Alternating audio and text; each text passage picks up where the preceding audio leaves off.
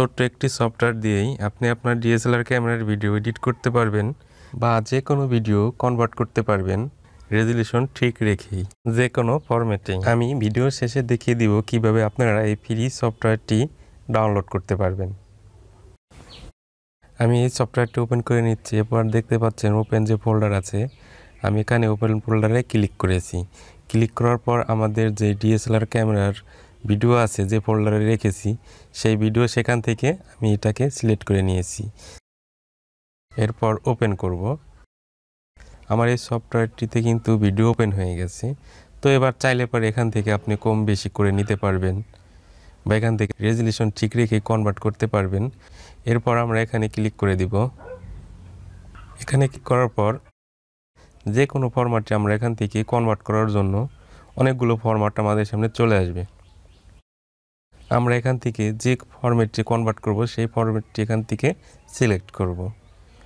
ধরুন আমি এই ফরম্যাটটি সিলেক্ট করেছি। এরপর আমাদের একটু নিচের দিকে যেতে হবে। নিচের দিকে আসার পর দেখতে পাচ্ছেন এক্সপোর্ট। তো আমরা যেটাকে এবার সেভ করব, যে কোনো একটি ফোল্ডারে চলে যাচ্ছে আমরা।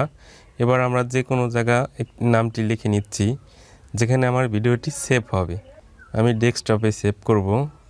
তো আমি ডেস্কটপেই সেভ লেখার উপরে ক্লিক করে দিব। আমাদের সামনে এরকম একটি লেখা চলে আসবে। তো আমরা এই লেখাটিকে ইয়েস করে দিব। ইয়েস করার পর দেখতে পাচ্ছেন আমাদের ভিডিওটি কনভার্ট হচ্ছে। গ্রাফিক্সের উপরে ডিপেন্ড করবে, আপনার কম্পিউটার কনফিগার অনুযায়ী এটা কনভার্ট হতে থাকবে। এটা ওয়াজের ভিডিও একটু সময় নিচ্ছে। তো এবার আমরা দেখব কিভাবে এই সফটওয়্যারটি আপনারা ডাউনলোড করতে পারবেন। আমরা চলে যাব আমাদের যে কোনো একটি ব্রাউজারে আসার পর আমরা এখানে লিখব shortcut video editor. Shortcut video editor লিখে আমরা এটাকে সার্চ করব। সার্চ করার পর আমরা একটু নিচের দিকে চলে যাব। Download shortcut free latest version, আমরা এটাকে ক্লিক করে দেব। ক্লিক করে দেওয়ার পর এরকম একটি ইন্টারফেস চলে আসবে। এরপর একটু নিচের দিকে চলে যাব। এখানে লেখা দেখছেন ফ্রি ডাউনলোড ফর পিসি, আমরা এখানে ক্লিক করে দিব।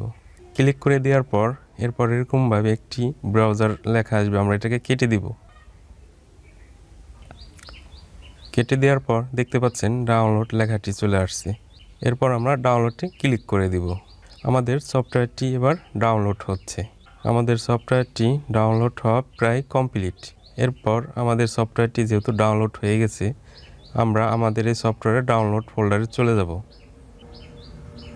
ডাউনলোড ফোল্ডারে আসার পর এরপর আমরা এই সফটওয়্যারটিকে ইনস্টল করব। কম্পিউটার সফটওয়্যার যেভাবে ইনস্টল করতে হয় বরাবরের মতো একইভাবে ইনস্টল করতে হবে সফটওয়্যারটি। দেখতে পাচ্ছেন আমাদের সফটওয়্যারটি কিন্তু ইনস্টল হচ্ছে। ওকে, আমাদের সফটওয়্যারটি কমপ্লিট হয়ে গেছে। তো আমরা এবার এখান থেকে ক্লোজ করে দিব। এরপর আমরা কম্পিউটারের উইন্ডোজ বারে চলে যাব। এরপর অল প্রোগ্রামে সিলেক্ট করব। এরপর লেখা দেখতে পাচ্ছেন এখানে আমাদের সফটওয়্যারটি কিন্তু চলে আসছে। এই সফটওয়্যারটি এবার আমরা এখান থেকে ওপেন করে কাজ করতে পারবো। এই ছিল আজকের মতো। পরবর্তী ভিডিওতে আবার দেখা হবে। ভালো থাকবেন। ভিডিওটি ভালো লাগলে একটি লাইক করে দিবেন।